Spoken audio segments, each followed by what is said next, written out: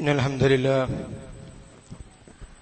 نحمده ونستعينه ونستغفره ونعوذ بالله من شرور أنفسنا ومن سيئات أعمالنا من يهده الله فلا مضل له ومن يضلل فلا هادي له وأشهد أن لا إله إلا الله وحده لا شريك له وأشهد أن محمدا عبده ورسوله أرسله بالهدى ودين الحق ليظهره على الدين كله ولو كره المشركون اللهم صل على محمد وعلى آل محمد كما صليت على إبراهيم وعلى آل إبراهيم إنك حميد مجيد اللهم بارك على محمد وعلى آل محمد كما باركت على إبراهيم وعلى آل إبراهيم إنك حميد مجيد أما بعد فإن خير الحديث كتاب الله وخير الهدي هدي محمد صلى الله عليه وسلم وشر الأمور محدثاتها وكل محدثة بدعة وكل بدعة ضلالة وكل ضلالة في النار أعوذ بالله من الشيطان الرجيم بسم الله الرحمن الرحيم يا أيها الناس اتقوا ربكم الذي خلقكم من نفس واحدة وخلق منها زوجها بث منهما رجالا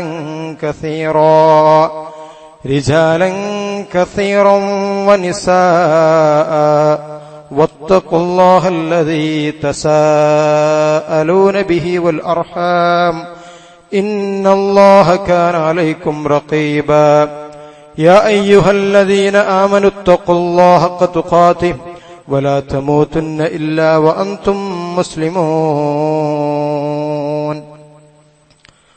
أيها الناس أوصيكم بنفسي وإياي أولا بتقوى الله അള്ളാഹുവിനെ സൂക്ഷിച്ച് മുത്തഖീങ്ങളും മുഖ്ലിസീങ്ങളുമായി അവന്റെ ഇഷ്ടദാസന്മാരായി ജീവിച്ച് മരിക്കണേ എന്ന് ആദ്യമായി എന്നോടും രണ്ടാമതായി നിങ്ങൾ ഓരോരുത്തരോടും ഉപദേശിക്കുകയാണ്, വസിയത്ത് ചെയ്യുകയാണ്. അല്ലാഹു സുബ്ഹാനഹു വ തആല അങ്ങനെ ജീവിച്ചു മരിക്കുന്ന മുത്തഖീങ്ങളിൽ നമ്മെ ഏവരെയും ഉൾപ്പെടുത്തി അനുഗ്രഹിക്കുമാറാകട്ടെ.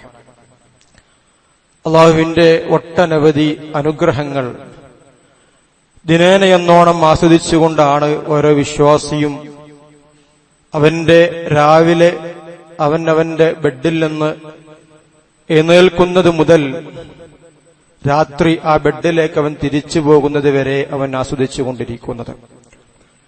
ഈ അനുഗ്രഹങ്ങൾക്കൊക്കെ പടച്ച റബ്ബ് സുബ്ഹാനഹു വ തആല അവന് നന്ദി കാണിക്കണമെന്നുള്ളതാണ് ഒരു വിശ്വാസിയുടെ കടപ്പാട് എന്നുള്ളത്. ഇൻ തൻസുറുല്ലാഹ യൻസുറുക്കും. അങ്ങനെ അവന് നന്ദി കാണിച്ച് അവന് പടച്ച റബ്ബിനെ നമ്മൾ സഹായിക്കുകയാണ് എന്നുണ്ടെങ്കിൽ പടച്ച റബ്ബ് നമ്മെ തിരിച്ചും ഇങ്ങോട്ട് സഹായിക്കുമെന്നുള്ളതാണ് നമുക്കെല്ലാവർക്കും അനുഭവത്തിൽ നിന്നും മനസ്സിലാക്കാൻ നമുക്ക് സാധിക്കുന്നത്. അല്ലേ, നമ്മുടെ എല്ലാ സംവിധാനങ്ങളും നമ്മൾ കഴിഞ്ഞ ആഴ്ച എടുത്ത് പരിശോധിക്കുമ്പോൾ നമ്മുടെ മഹാസമ്മേളനം, ആ ഒരു സമ്മേളനം അതിന്റെ അവസാന ഭാഗത്തുണ്ടായ ചില പ്രയാസങ്ങൾ, പക്ഷെ അത് നിമിത്തം ഇന്നും ഈ സമയത്ത് പോലും ആ സമ്മേളനത്തെ ലൈവായിക്കൊണ്ട് നിർത്തുന്ന ചർച്ചകളാണ് നടക്കുന്നത്. മാത്രമല്ല ഇന്ന് വൈകിട്ടോടുകൂടി മഹത്തായിട്ടുള്ളൊരു സംരംഭത്തിന്റെ തറക്കല്ലിടൽ കർമ്മം കൂടി നടക്കുകയാണ്. ഇതൊക്കെ പടച്ച റബ്ബ് സുബ്ഹാനഹു വ തആല നമ്മൾ ഈ കൊച്ചു സംഘത്തിന് അല്ലാഹു നമുക്ക് നൽകിയ അനുഗ്രഹങ്ങളാണ്. മാത്രമല്ല നമ്മളിലേക്ക് തന്നെ എടുത്ത് പരിശോധിക്കുമ്പോൾ എത്രയെത്ര അനുഗ്രഹങ്ങളാണ് സഹോദരിമാരെ നമ്മൾ ദിനേന ആസ്വദിച്ചുകൊണ്ടിരിക്കുന്നത്. നമ്മൾ ശ്വസിച്ചുകൊണ്ടിരിക്കുന്ന നമ്മുടെ വായു, അതുപോലെ തന്നെ നമ്മുടെ കണ്ണ്, നമ്മുടെ കാത്, നമ്മുടെ ഓരോ അവയവങ്ങളും അതൊക്കെ പടച്ച റബ്ബ് സുബ്ഹാനഹു വ തആല നമുക്ക് നൽകിയ അനുഗ്രഹങ്ങളാണ്. നമ്മൾ കഴിക്കുന്ന ഭക്ഷണവും നമ്മൾ കുടിക്കുന്ന വെള്ളവും എല്ലാം അള്ളാഹുവിന്റെ അനുഗ്രഹങ്ങൾ എണ്ണിത്തിട്ടപ്പെടുത്താൻ നമ്മൾ നോക്കിക്കഴിഞ്ഞാൽ വലാ തഹ്സുഹ, ഒരിക്കലും തന്നെ അതിന് സാധിക്കുകയില്ല എന്നുള്ളതാണ്. ഈ അനുഗ്രഹങ്ങൾക്കൊക്കെ കൃത്യമായിട്ട് നമ്മൾ നന്ദി ചെയ്യണമെന്നുള്ളത് അത് അള്ളാഹുവിനുള്ള ഇബാദത്തിലൂടെ നമ്മൾ ചെയ്യുന്ന നന്ദിയാണ്. നോക്കൂ, നമ്മൾ ഒരു മനുഷ്യനെ സംബന്ധിച്ചിടത്തോളം നമ്മൾ ഒരാൾക്ക് നമ്മളൊരു ജോലി കൊടുക്കണം, അതല്ലെങ്കിൽ നമ്മളൊരു ശമ്പളം കൊടുത്തുകൊണ്ട് ഒരു ജോലി ചെയ്യുന്നു എങ്കിൽ നമ്മൾ ആ നൽകുന്ന ശമ്പളത്തിനുള്ള ജോലിയാണ് യഥാർത്ഥത്തിൽ ആ മനുഷ്യൻ ചെയ്യുന്നത്. എന്നാൽ പടച്ച റബ്ബ് സുബ്ഹാനഹു തആല നമ്മൾ ഒരുപാട് അനുഗ്രഹങ്ങൾ റബ്ബ് നമുക്ക് നൽകി. ആ നൽകിയ അനുഗ്രഹങ്ങൾക്ക് തിരിച്ച് നമ്മൾ ഇബാദത്തുകൾ നമ്മൾ അർപ്പിക്കുന്നു. യഥാർത്ഥത്തിൽ അതോടുകൂടി പടച്ച റബ്ബിന്റെ ബാധ്യത തീർന്നു എന്നുള്ളതാണ്. പക്ഷേ എന്നിട്ടും നമ്മുടെ ഇബാദത്തുകൾക്ക് കണക്കാക്കി പടച്ച റബ്ബ് നമുക്ക് പുണ്യം നൽകി നമ്മെ സ്വർഗത്തിലേക്ക് നമ്മൾ അയക്കുന്നു എന്നുള്ളത് പടച്ച റബ്ബിന്റെ അതിമഹത്തായ അനുഗ്രഹമാണ് എന്നുള്ളത് നമ്മൾ മനസ്സിലാക്കേണ്ടതുണ്ട്. ഓൾറെഡി അള്ളാഹു നമുക്ക് നൽകിയ അനുഗ്രഹങ്ങൾക്ക് നന്ദി എന്നുള്ള അർത്ഥത്തിലാണ് ആരാധനാ കർമ്മങ്ങളൊക്കെ നമ്മൾ ചെയ്യുന്നത്. ആ ആരാധനാ കർമ്മങ്ങൾ ചെയ്ത് അള്ളാഹു ഇഷ്ടപ്പെട്ടു കഴിഞ്ഞാൽ, ആ ഇബാദത്തുകൾക്കനുസരിച്ചുകൊണ്ട് റബ്ബ് നമുക്ക് പുണ്യം നൽകി കഴിഞ്ഞാൽ സ്വർഗമെന്നുള്ള അതിമഹത്തായ റബ്ബിന്റെ അനുഗ്രഹം അള്ളാഹു നമുക്ക് നൽകുന്നു എന്നുള്ളത് നമ്മൾ മനസ്സിലാക്കേണ്ടതുണ്ട്.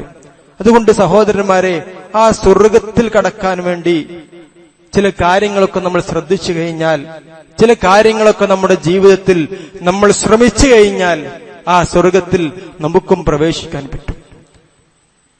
പരിശുദ്ധ ഖുർആൻ നമ്മോട് ചോദിച്ചൊരു ചോദ്യമുണ്ട്. അം ഹസിബതും മൻ തദ്ഖുലൽ ജന്ന, നിങ്ങൾ വെറുതെ അങ്ങ് സ്വർഗത്തിൽ കടക്കാമെന്ന് നിങ്ങൾ വിചാരിക്കുന്നുണ്ടോ? ആരോടാണ് ഈ ചോദ്യം?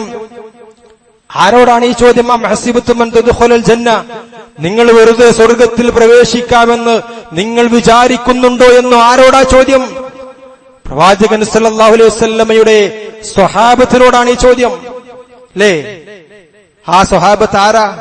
പ്രവാചകൻ സല്ലല്ലാഹു അലൈഹി വസല്ലം പറഞ്ഞു, നിങ്ങൾ ഒരു ഉഹുദ് മലയോളം ദാനം ചെയ്താൽ പോലും എന്റെ സ്വഹാബത്ത് ഒരു മുദ്ദ് ദാനം ചെയ്തതിനോട് തുല്യമാകില്ല എന്ന് പ്രവാചകൻ സല്ലല്ലാഹു അലൈഹി വസല്ലം പഠിപ്പിച്ചു തന്നിട്ടുണ്ട്. എങ്കിൽ ഈ സമുദായത്തിനുള്ള സംരക്ഷണമാണ് എന്റെ സ്വഹാബത്ത് എന്ന് പ്രവാചകൻ സല്ലല്ലാഹു അലൈഹി വസല്ലം പഠിപ്പിച്ചു തന്നിട്ടുണ്ട്. എങ്കിൽ പ്രവാചകൻ സല്ലല്ലാഹു അലൈഹി വസല്ലം സ്വർഗമുണ്ട് എന്നവരോട് പറഞ്ഞിട്ടുണ്ട്. എങ്കിൽ ആ ബദറിലും ഉഹുദിലും ഖന്തക്കിലും എല്ലാം പങ്കെടുത്ത ആ സ്വഹാബത്തിനോടാണ് ഖുർആനിന്റെ ചോദ്യം.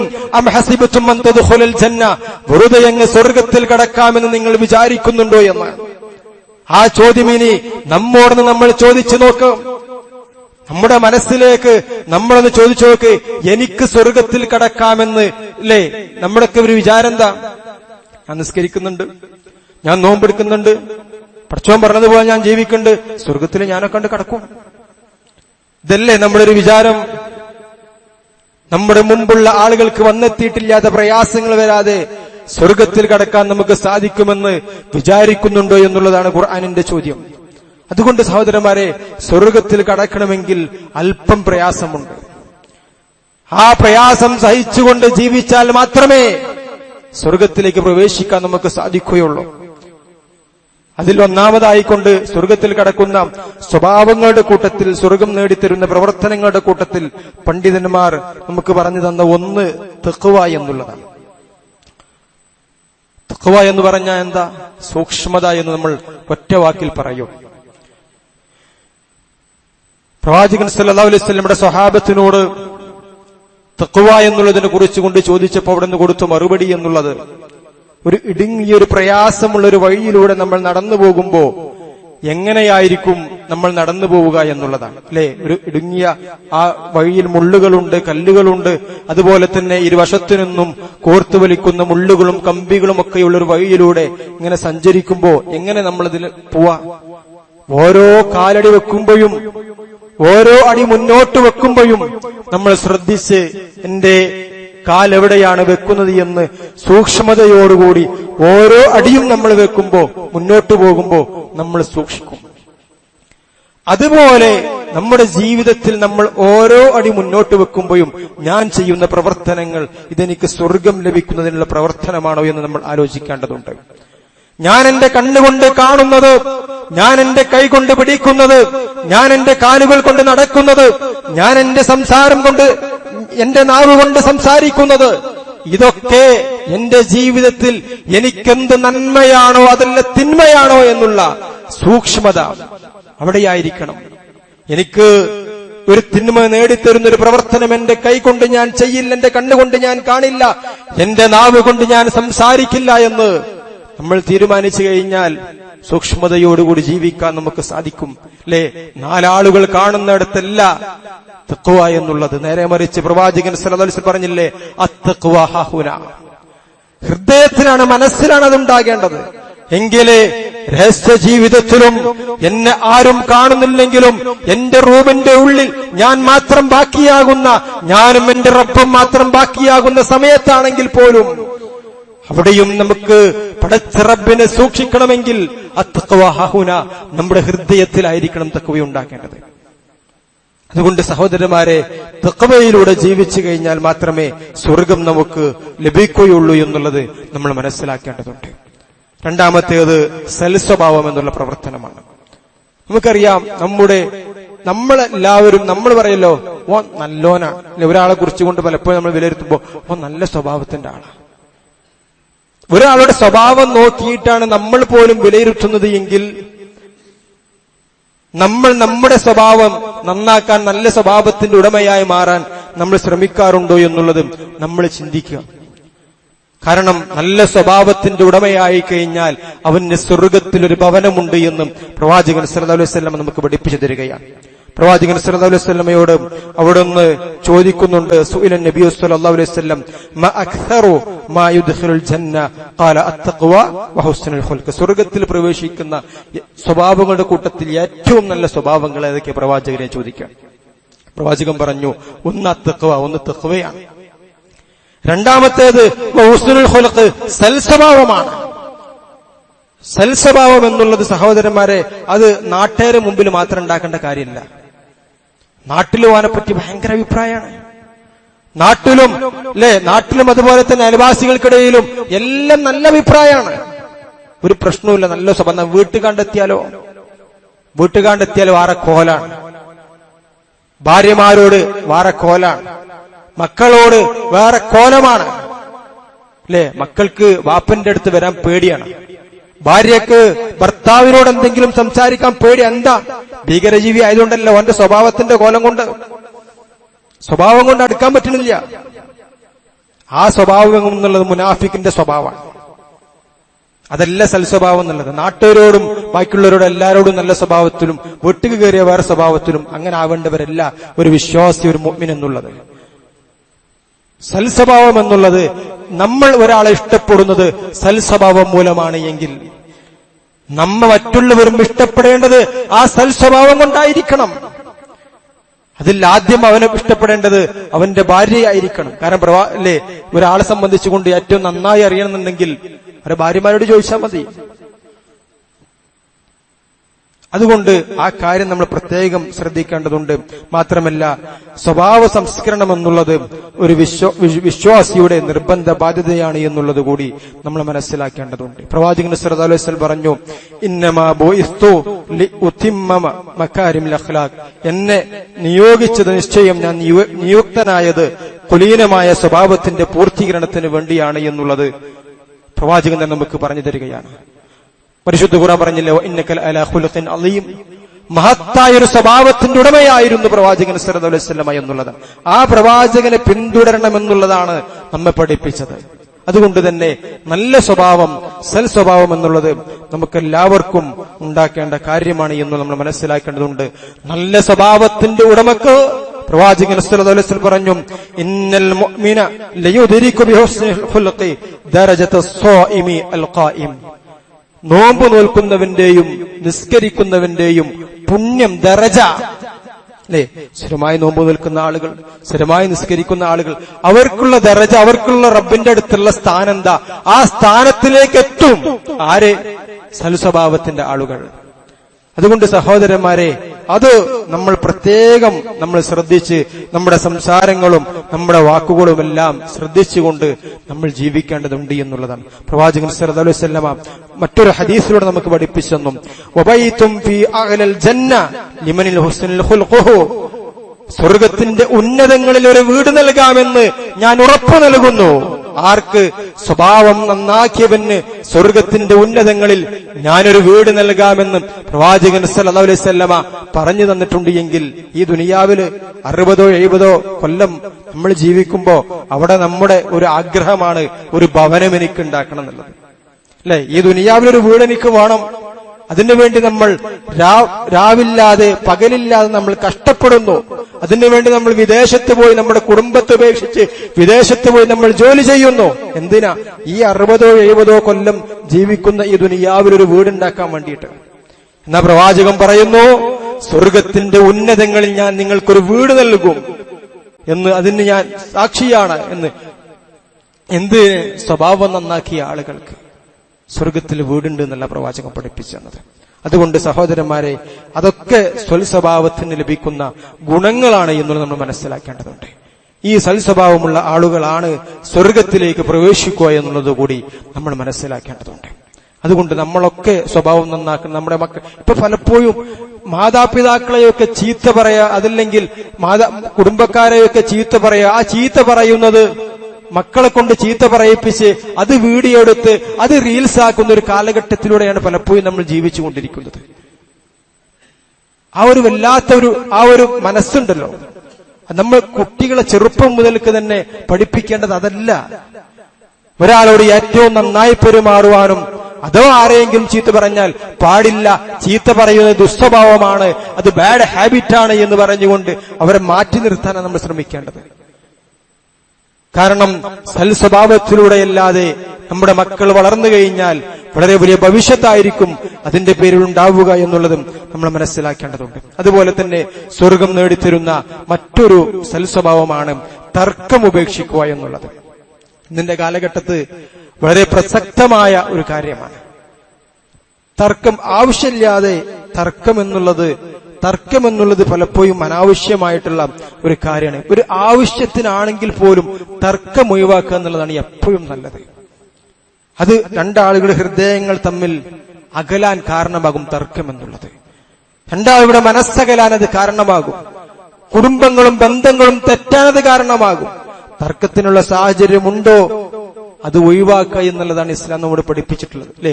പ്രവാചകൻ സല്ലല്ലാഹു അലൈഹി വസല്ലം പറഞ്ഞില്ലേ, ദേഷ്യം വരികയാണെന്നുണ്ടെങ്കിൽ ഒളു എടുക്കാനാണ് പറഞ്ഞത്, അല്ലെ? നിൽക്കുന്ന സമയത്താണ് അവന് ദേഷ്യം ഉണ്ടെങ്കിൽ അവൻ ഇരിക്കട്ടെ എന്നാ പറഞ്ഞത്, ഒളു എടുക്കണം എന്നാ പറഞ്ഞത്. എന്താ? തർക്കം ഒഴിവാക്കുക എന്നുള്ളത് ഇസ്ലാമിന്റെ അടിസ്ഥാനപരമായിട്ടുള്ള കാര്യമാണെന്നുള്ളത്. എത്രത്തോളം നമ്മുടെ ശത്രുക്കളോടാണെങ്കിൽ പോലും വേദക്കാരെ കുറിച്ചുകൊണ്ട് പറഞ്ഞത് എന്താ? വേദക്കാരുമായിട്ട് സംവദിക്കുമ്പോൾ പോലും ഏറ്റവും നല്ല നിലയിൽ അത് ആകണമെന്നുള്ളതാണ് ഖുർആനിന്റെ ഭാഷ്യം. ഖുർആൻ നമ്മോട് പറഞ്ഞത് എന്താ? വലാ തുജാദിലു അഹ്ലൽ കിതാബി ഇല്ലാ ബില്ലതി അഹ്സൻ, നിങ്ങൾ വേദക്കാരോട് തർക്കിക്കരുത് നല്ലതായിട്ടല്ലാതെ, നല്ല രീതിയിലല്ലാതെ അവരുമായിട്ട് സംവദിക്കരുത് എന്ന് വേദക്കാരോട് പോലും.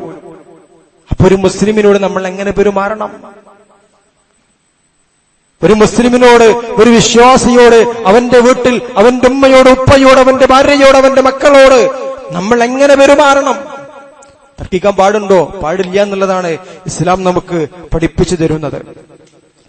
നോക്ക്, നിങ്ങൾ തർക്കം ഒഴിവാക്കിയവന് പ്രവാചകൻ സല്ലല്ലാഹു അലൈഹി വസല്ലമ നമുക്ക് പഠിപ്പിച്ചു തരുന്നു. ഖാല റസൂലുള്ളാഹി സല്ലല്ലാഹു അലൈഹി വസല്ലം അന സഈമും ബിബൈത്തിൻ ഫീ റബദിൽ ജന്ന ലിമൻ തറക്കൽ മിറാഅ വഇൻ കാന മുഹിഖാ.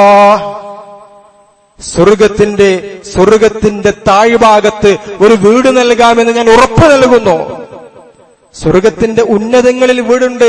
ആർക്ക്? സൽസ്വഭാവിക്കോ? സ്വർഗത്തിന്റെ താഴ്ഭാഗത്ത് ഒരു വീട് നൽകാമെന്ന് അനസഈമുൻ, ഞാൻ ഉറപ്പ് നൽകുന്നു എന്നാ പ്രവാചകൻ പറഞ്ഞത്. ആർക്കാന്നറിയോ?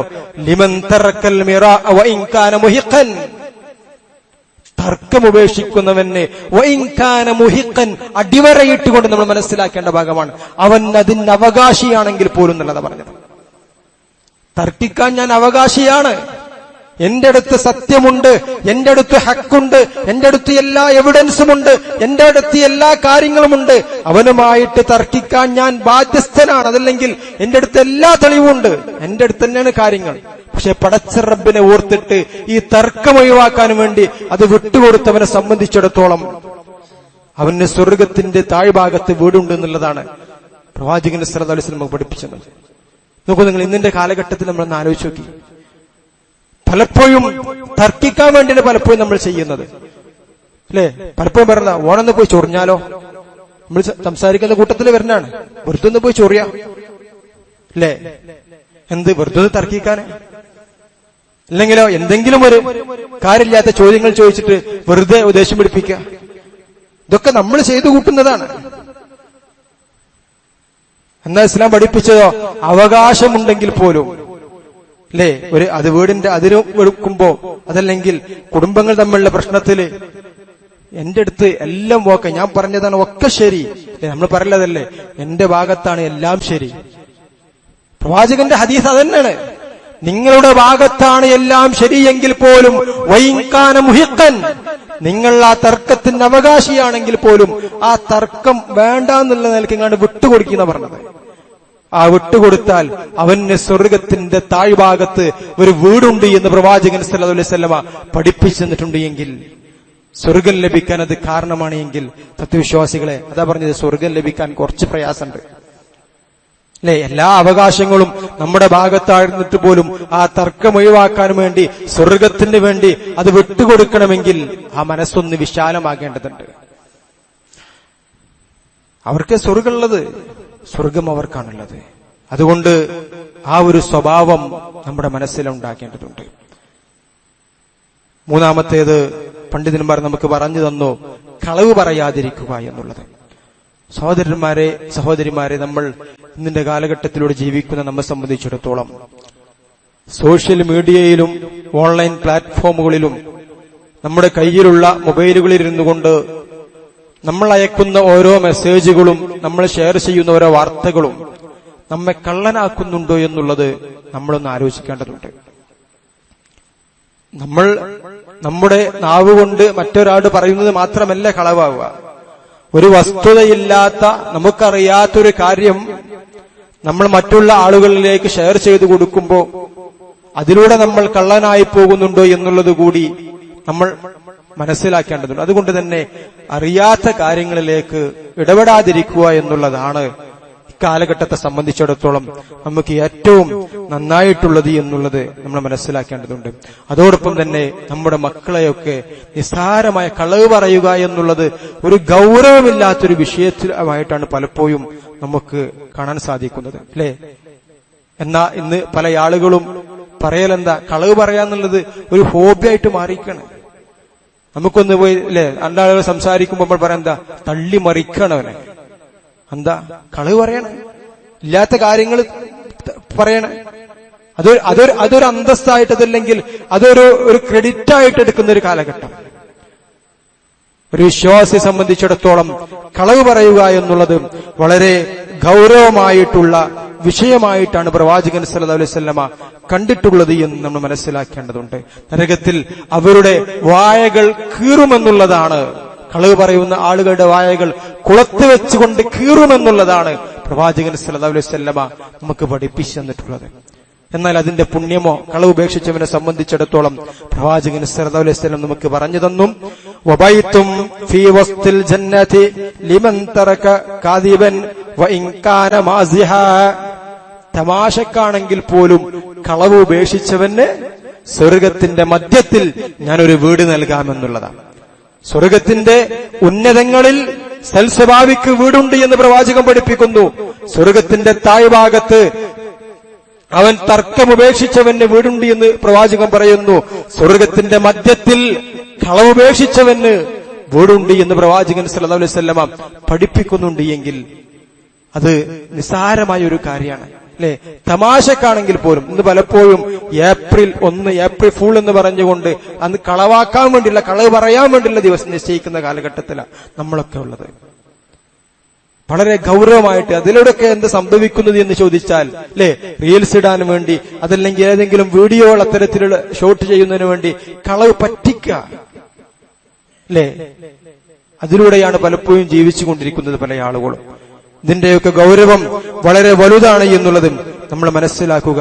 കളവ് പറയുന്നതിന്റെ ഗൗരവം പ്രവാചകൻ സല്ലല്ലാഹു അലൈഹി വസല്ലമ നമുക്ക് പറയിപ്പിച്ചു തന്നത് നരകത്തില് അവന് വളരെ വലിയ ശിക്ഷയുണ്ട് എന്നുള്ളതാണ്.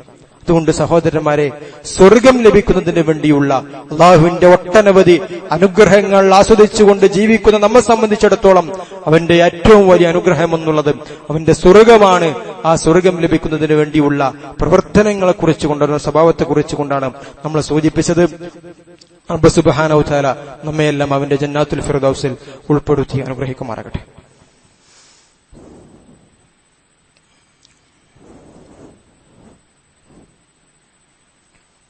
ഇന്നൽ ഹംദുലില്ലാഹ് വസ്സലാത്തു വസ്സലാമു അലാ റസൂലില്ലാഹ് വഅലാ ആലിഹി വഅസ്ഹാബിഹി അജ്മഈൻ അമ്മാ ബഅദ്.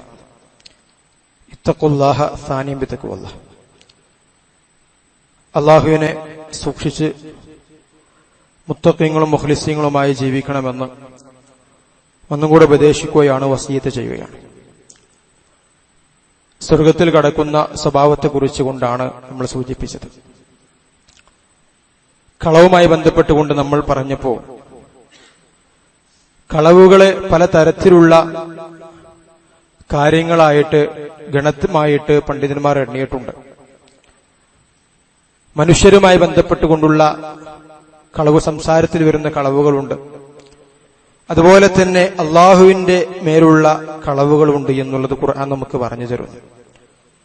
ഖുർആൻ നമ്മോട് പറയുന്നു, വമൻ അസ്ലമു മിമ്മൻ ഇഫ്തറ അലല്ലാഹിൽ കദിബ ഔ കദ്ദബ ബിആയാതിഹി ഇന്നഹു ലാ യുഫ്ലിഹുൽ ളാലിമൂൻ.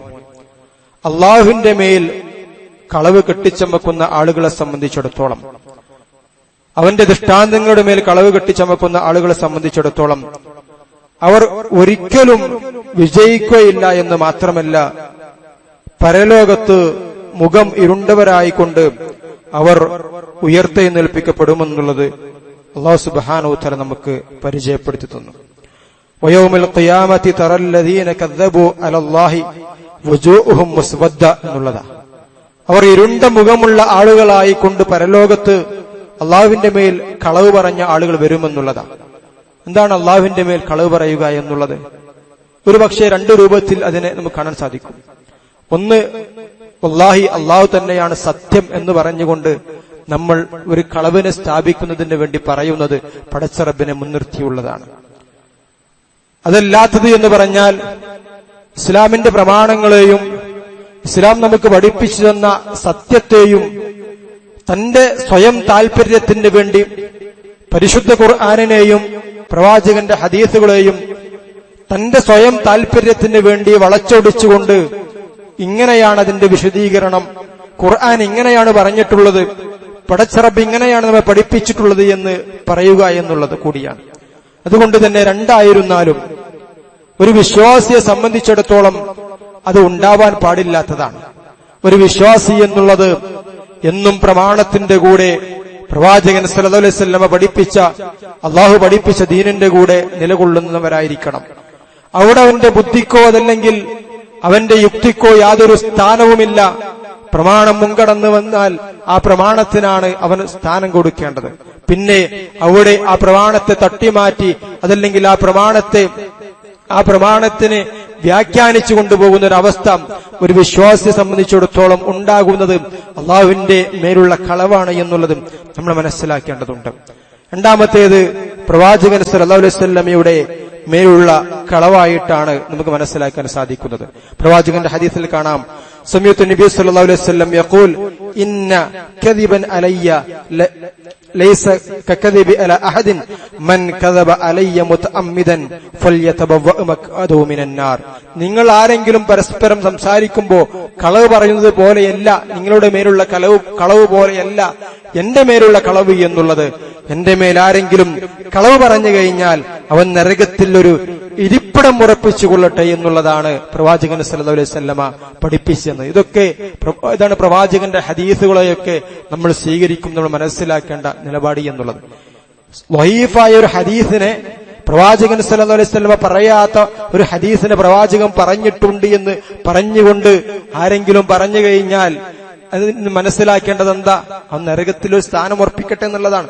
കാരണം എന്താ? പ്രവാചകൻ പറയാത്ത ഒരു കാര്യം പ്രവാചകന്റെ മേൽ പ്രവാചകൻ പറഞ്ഞു എന്ന് പറഞ്ഞുകൊണ്ട് പറയാണ് വഹീഫായ ഹദീസുകളൊക്കെ ഉദ്ധരിക്കുമ്പോൾ നമ്മൾ മനസ്സിലാക്കേണ്ടത്.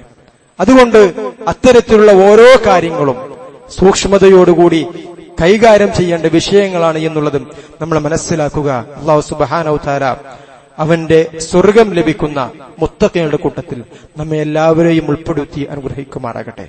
അല്ലാഹു നല്ല സ്വഭാവത്തിന്റെ ഉടമകളായിക്കൊണ്ട് നമ്മയെല്ലാം മാറ്റുമാറാകട്ടെ. നമ്മുടെ കൂട്ടത്തിൽ രോഗികളായിക്കൊണ്ട് പ്രയാസപ്പെടുന്ന ഒരുപാട് ആളുകളുണ്ട്. അള്ളാഹു അവിടെ എല്ലാ രോഗങ്ങളെയും മാറ്റിക്കൊടുക്കുമാറാകട്ടെ. കടം കൊണ്ട് പ്രയാസപ്പെടുന്ന ആളുകളുണ്ട്. അവരുടെ പ്രയാസത്തെ അള്ളാഹു മാറ്റിക്കൊടുക്കുമാറാകട്ടെ. അള്ളാഹു മാറാ രോഗങ്ങൾ കൊണ്ട് പ്രയാസപ്പെടുന്ന ആളുകളുണ്ട്. അവരുടെ പ്രയാസത്തെ അള്ളാഹു മാറ്റിക്കൊടുക്കുമാറാകട്ടെ. اللهم اغفر للمؤمنين والمؤمنات والمسلمين والمسلمات والأحياء منكم الأموات إنك مجيب الدعوات يا قاضي الحاجات. اللهم أجرنا من النار، اللهم أجرنا من النار، اللهم أجر والدنا من النار، اللهم أجر أساتذتنا من النار.